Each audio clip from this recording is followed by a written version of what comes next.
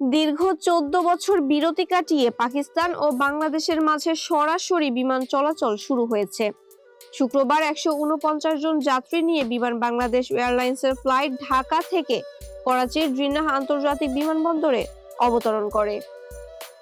হযরত শাহজালাল আন্তর্জাতিক বিমানবন্দর থেকে ছেড়ে যাওয়া ফ্লাইটটি করাচিতে পৌঁছালে সেটিকে ঐতিহ্যবাহী ওয়াটার স্যালুট দিয়ে স্বাগত জানানো হয়। বিমানবন্দরে আয়োজিত বিশেষ অনুষ্ঠানে উপস্থিত ছিলেন সিন্ধুর গভর্নর কামরান তেসরি এবং করাচিতে নিযুক্ত বাংলাদেশের deputy high commissioner Shakib সাদাকাত। Cake কেটে ঐতিহাসিক পুনর্যাত্রার আনুষ্ঠানিক উদযাপন করেন তারা।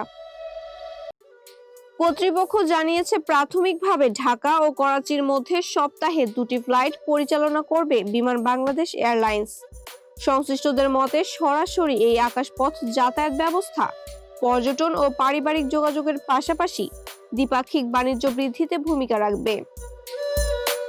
সিন্ধুর গভর্নর কামরান তেসরি এই উদ্যোগকে দুদেশের সম্পর্ক দৃঢ় করার বড় পদক্ষেপ হিসেবে মনে করছেন। মাহবুবা ইসলাম, মানবকণ্ঠ।